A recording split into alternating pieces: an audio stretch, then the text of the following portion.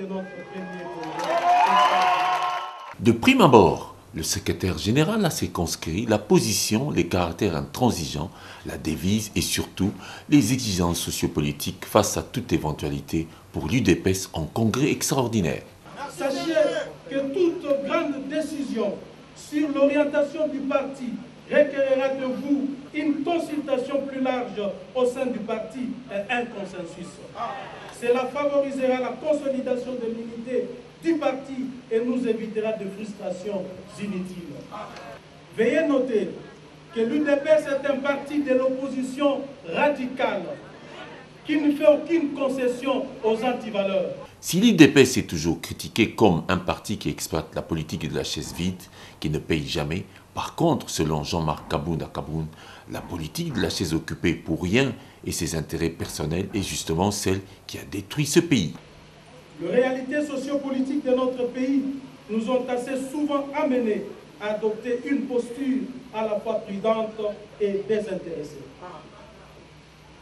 Ce qui, vous vous en doutez, a fait souvent dire aux uns et aux autres, attirés par le chant des sirènes, de l'enrichissement sans cause, qu'à l'UDPS, nous privilégions la politique de la chaise vide. Et ajoute-t-il, cette politique ne paye jamais. Écoutez-moi bien, j'ai envie de leur rétorquer ceci. Cher monsieur, contrairement à nous, la politique de la chaise occupée et du ventre rempli que vous pratiquez depuis belle lurette a sérieusement détruit ces pays. Pour succéder à Étienne Tshisekedi, cette grande figure opposée à toutes les formes de dictature, le secrétaire général du UDPS définit les responsabilités morales et intellectuelles dont les congressistes doivent tenir compte pour élire et se choisir le digne successeur parmi les 4 candidats en concurrence. Chers candidats, la tâche ne vous sera pas aisée. D'autant plus que le peuple jugera votre action par rapport à ces grands personnages que vous voulez succéder. Ces qualités morales et intellectuelles constituent pour nous les profils modèles du président du parti. Mesdames et messieurs les congressistes, entre vos mains se trouve le pouvoir de décider du choix du nouveau président. Finalement, ce congrès de l'UDPS est un tournant décisif pour ce parti historique, voué à lutter pour le progrès social, la liberté et les droits du peuple, tout en attendant, avant lundi, de savoir qui sera le nouveau président national de l'UDPS. Celui qui va succéder à Étienne Tshisekedi, mais pas le remplacer. Nuance.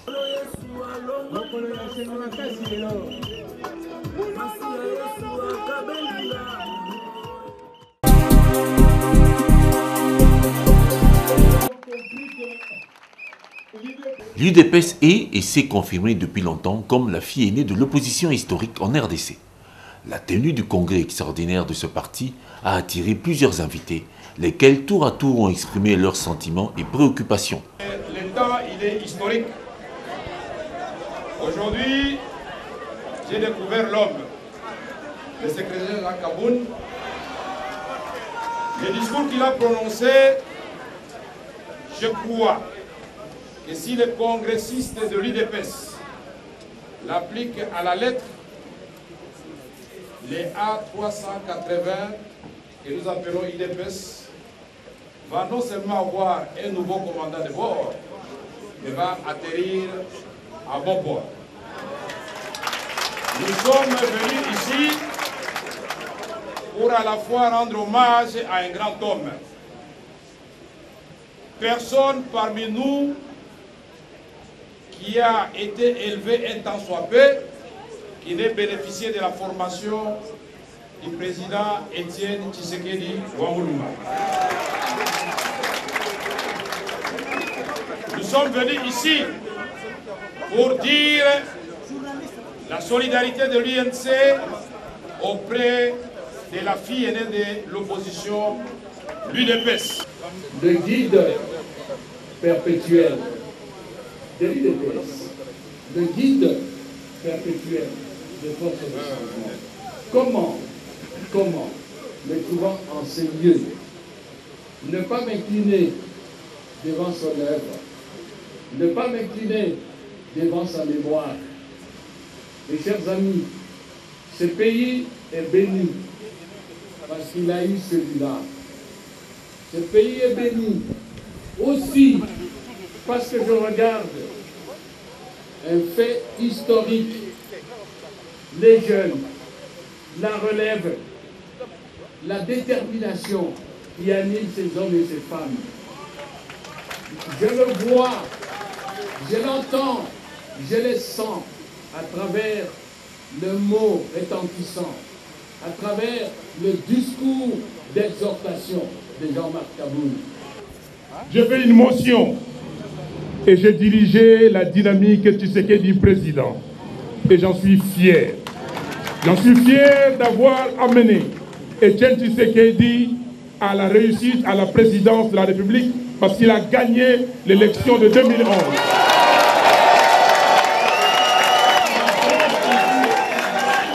On m'a dit de faire court et je vais faire court. Je vais simplement remercier le secrétaire général. J'ai été ému par ton discours, Jean-Marc. Je n'aime pas l'hypocrisie. Et tu n'es pas un hypocrite. Et je disais à Monseigneur, ce garçon est magnifique. C'est vrai, il est difficile de remplacer cette icône que nous avons tous surnommée le président national de l'UDPS, avec tous les noms, toutes les épithètes que nous avons entendues ici, mais la succession s'est ouverte. C'est lui qui va succéder donc aux destinées de l'UDPS a la responsabilité de mettre la peau réellement de Josué parce qu'il y avait Moïse. Josué doit amener le peuple à la terre promise. Et politiquement, la terre promise signifie arracher les pouvoirs, conquérir les pouvoirs et conserver les pouvoirs. Pourquoi arracher, conquérir, conserver? C'est justement pour implémenter ou appliquer la vision de l'initiateur. C'est lui qui a amené l'UDPS au moment où nous en sommes.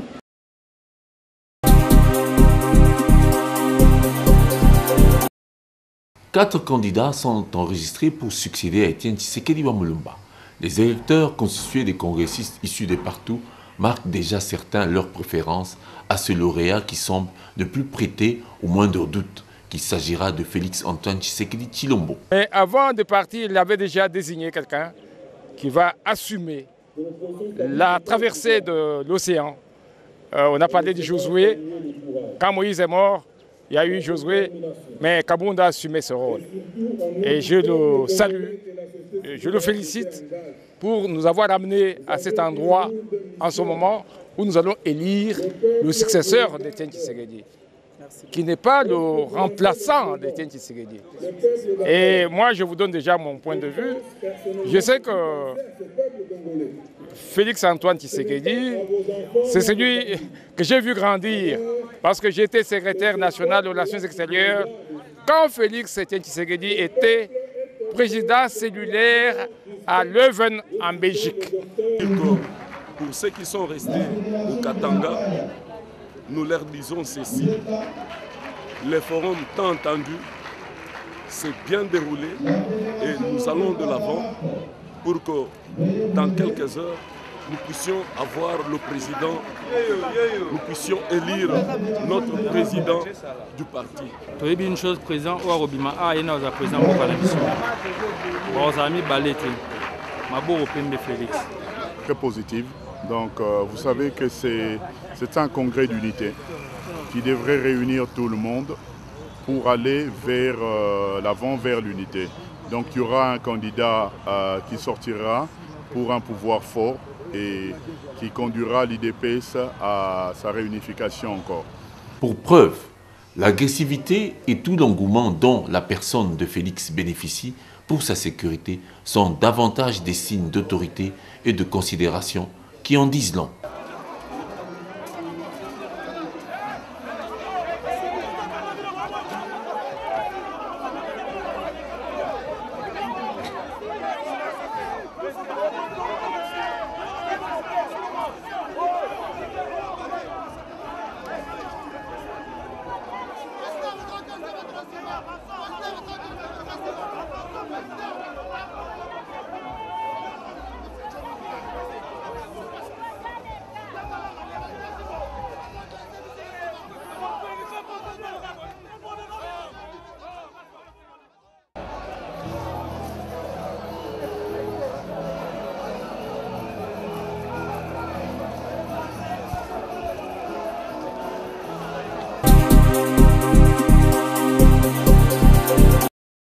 Le CNSA, Comité national de suivi de l'accord de la Saint-Sylvestre, a pris tout dernièrement des décisions qui ont tranché sur l'épineuses question du dédoublement des partis politiques.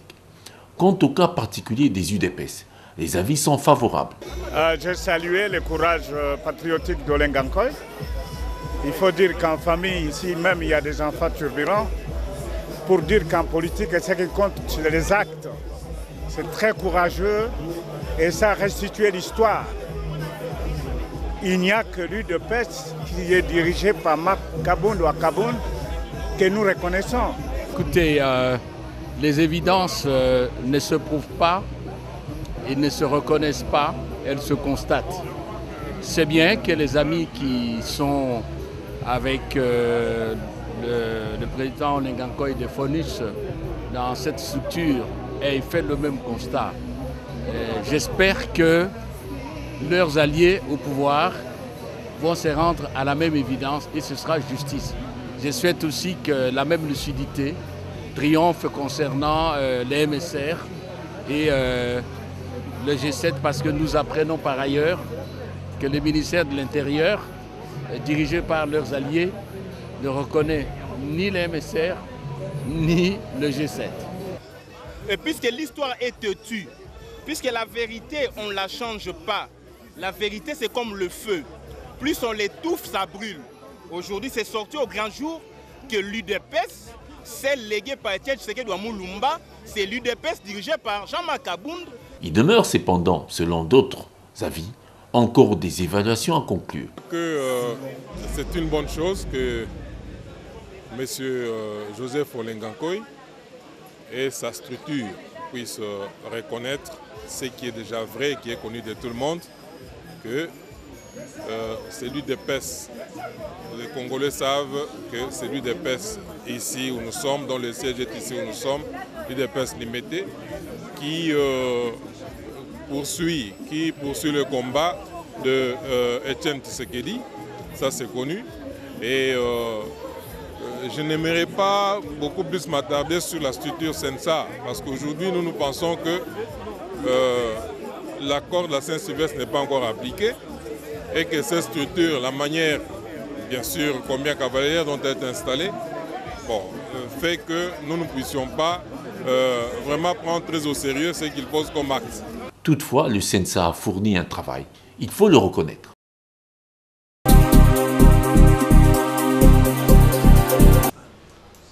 Affaire dédoublement parti politique en RDC, le CNSA vient de trancher après sa séance plénière extraordinaire de ce jeudi 29 mars. Désormais, l'UDPS dirigé par Jean-Marc Kabound est la continuité de l'UDPS Tshisekedi.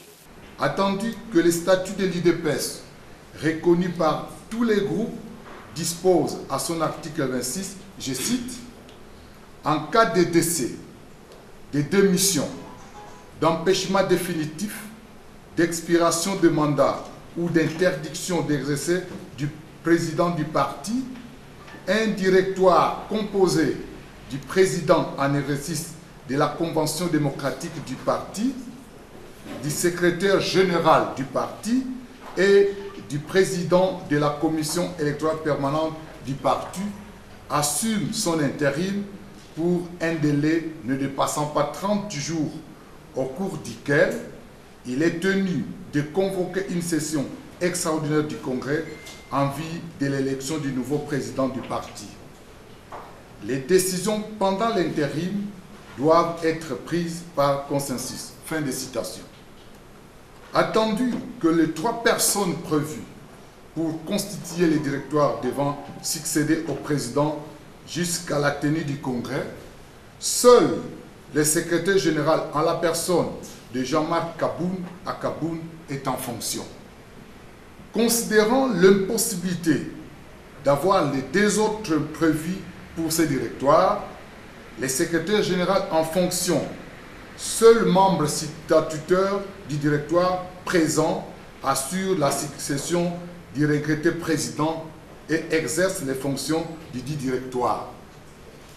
Considérant que l'UDPS, dirigé par le secrétaire général, M. Jean-Marc Kabound, est la continuité de l'UDPS laissée par le feu président Etienne Tshisekedi Mulumba. les CENSA recommandent 1. Au vice-premier ministre, ministre de l'Intérieur et Sécurité, de retenir la dénomination UDPS Bar Tshisekedi au groupe de M. Jean-Marc Kabound à Kabound. 2. Au groupe de l'UDPS Bar Tshisekedi de créer les conditions favorables à la réintégration des autres groupes. À défaut de cette réintégration, les CENSA recommandent au groupe de M. Bruno Chibalanzenze de créer un nouveau parti et se choisir une autre dénomination qui ne prête pas à confusion, étant donné qu'ils ont élaboré de nouveaux statuts depuis leur congrès. Le groupe de M. Valentin Moubak de créer un nouveau parti et se choisir une dénomination qui ne prête pas à confusion. Le groupe de M. Corneille Moulumba de créer un nouveau parti et se choisir une dénomination qui ne prête pas à confusion. Le vice-premier ministre, ministre de l'Intérieur et Sécurité, devant leur faciliter l'enregistrement pour éviter de préjudicer leur participation aux prochaines élections.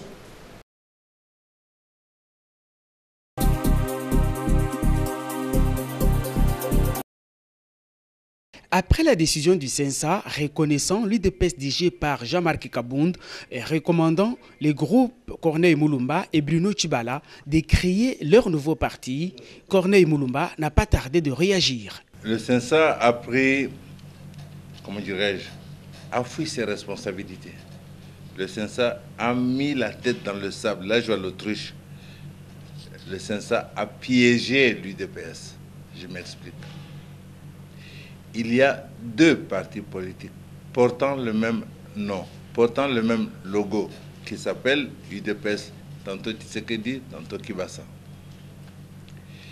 Il y a un arrêté ministériel qui agrée l'UDPS. Cet arrêté qui porte le numéro 2000/013. Cet arrêté ne parle pas de l'UDPS Kibasa, ne parle pas de l'UDPS Tshisekedi, il parle de l'UDPS tout court. Alors le CENSA, au lieu d'amener les uns les autres à s'aligner derrière cet arrêté et avoir le même drapeau pour aller aux élections, le CENSA laisse l'UDPS Kibasa, laisse l'UDPS Tshisekedi continuer. Alors qu'il y a l'UDPS tout court qui porte l'arrêté. Ça veut dire quoi? Ça veut dire que, là où je parle de piège, on va vous laisser continuer. Vous allez faire vos listes de candidats, à gauche, à droite. Au bout de 3 à 4 mois, quand ce sera trop tard, on va porter plainte, et là on va exiger que l'UDPS Kibasa apporte son arrêté d'agrément et l'UDPS Tshisekedi en fasse autant. Et il n'y en a pas. Et on prendra vos listes, on les mettra de côté. Et on en aura terminé avec l'UDPS, on aura tué l'UDPS. C'est ça que je veux dire, que le CENSA nous a piégés.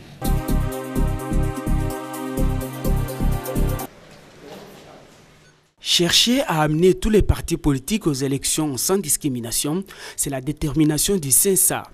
Outre l'UDPS, les cas d'autres partis politiques concernés par les dédoublements a été traité. Il s'agit du mouvement du 17 mai, M17, de l'avenir du Congo, ACO, de notre beau pays, NBP, et de l'Alliance pour le développement et la République ADER. Selon les CENSA, deux groupes ont présenté des statuts différents quant à leur contenu et Célestin Lwangui a été condamné pour fraude d'écriture et usage de faux et imputation dommageable jusqu'au paiement de 5 000 $ américains en faveur de Kikou Kama. C'est ainsi que le CENSA recommande au vice-premier ministre de l'Intérieur et Sécurité de réserver la dénomination du M17 au groupe Kikou Kama. Pour Olengankoy, président du CENSA, chaque dossier a été traité sans penchant. Nous avons examiné toutes ces questions en âme et conscience. Devant Dieu, devant notre peuple et devant nos consciences. Et tout, c'est pour l'intérêt de notre pays. Les CENSA n'attend pas reculer devant le droit, devant la justice, pour l'intérêt de notre pays. Et concernant ACO, NBP et ADR, le CENSA a instruit à la commission de poursuivre les travaux pour obtenir un consensus politique.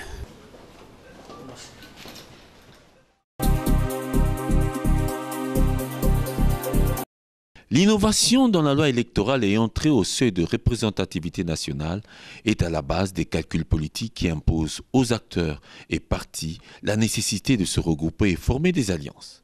Le seuil fixé à 1% ne permettra pas à un candidat de se présenter sous l'étiquette d'indépendant, car la quotité électorale requise exige de remporter sur un seuil national et non provincial.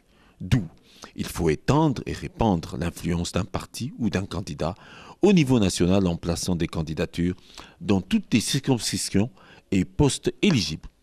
Par conséquent, les alliances et regroupements apparaissent réellement la seule stratégie pour ramasser et récolter des voix partout et en même temps.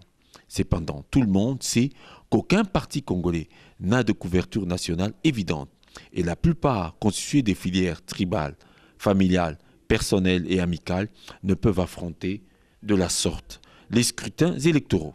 Ainsi, les mariages politiques de l'heure ont la part belle, mais n'augurent point, connaissant le cynisme, la traîtrise, l'hypocrisie, la flatterie, la corruption, soit l'égoïsme et comportement des Congolais en général, une issue profitable au peuple, car comment peut-on imaginer toutes ces figures, hier ici, aujourd'hui là-bas, alliés et ennemis selon le temps et les intérêts, trop soucieux de former autour de soi avant tout une force pour exiger des postes dans le gouvernement et les entreprises. Parce que gagner en fait aux élections en RDC est synonyme de gagner une voix dans le débat. Avoir droit au chapitre du partage du gâteau de la réussite. Malgré cela, seulement, il faut s'attendre à beaucoup de frustration du côté de la majorité comme de l'opposition, vu que le poids politique des partis et des individus demeure très relatif et ne repose pas toujours sur des éléments dignes d'honnêteté ou de valeurs patriotiques. C'est dire, conclusion, la notion du seuil de représentativité va découvrir des attitudes et spectacles des plus compromettants sur la scène politique du pays.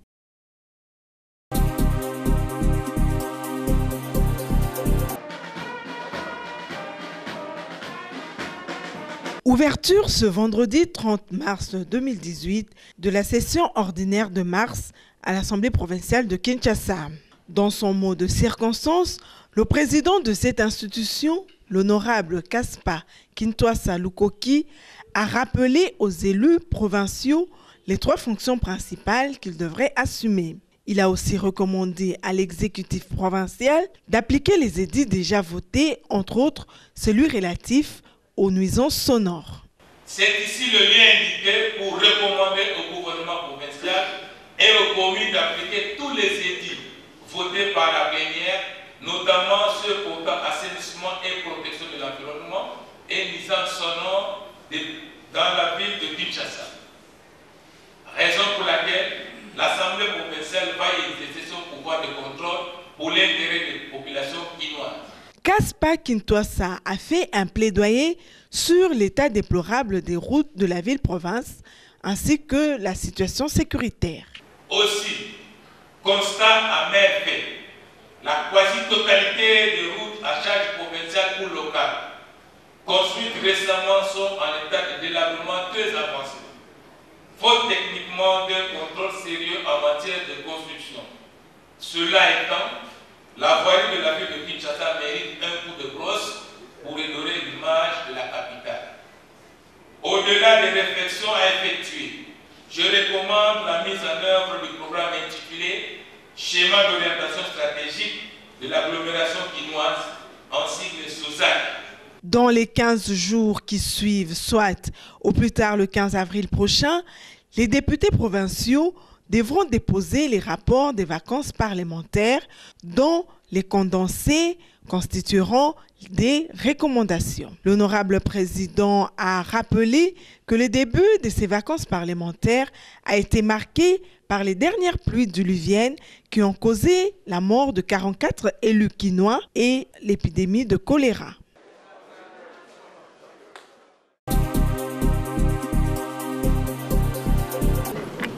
Tous étaient unanimes devant la décision de l'intersyndicale nationale du Congo Une grève de 3 jours de ce lundi 2 avril. Tous les participants, la majorité écrasante, sont d'accord tous les travailleurs doivent faire observer la grève le lundi.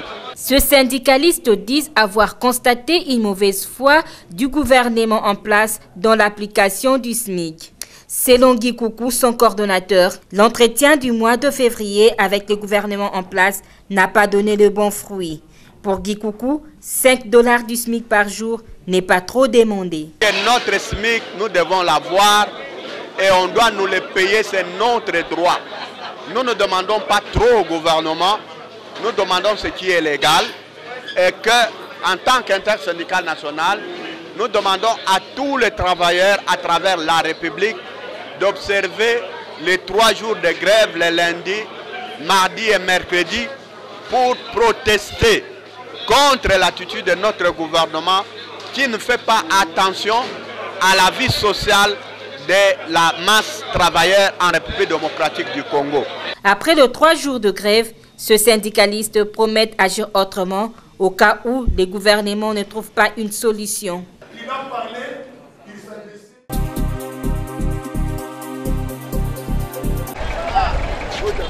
Affaire augmentation du prix des pains a pris une autre tournure. Le gouvernement congolais vient de frapper fort. Le ministre de l'économie nationale a remis à la justice le directeur général des Pains Victoire pour n'avoir pas respecté l'ordre du gouvernement, demandant aux opérateurs économiques du secteur de lui remettre leur structure des prix et devait surseoir la hausse des prix du pain en attendant l'examen du dossier. N'ayant pas obéi à l'ordre du ministre, le numéro 1 de Pain Victoire est aux arrêts depuis ce jeudi 29 mars 2018. Une opinion semble soutenir cette décision gouvernementale car la RDC est un État souverain. Le pain baguette est revu à 200 francs congolais. Quant au pain carré, il est maintenu à 400 francs congolais. Malgré tout, tout porte à croire que cette résistance relève de la mauvaise foi.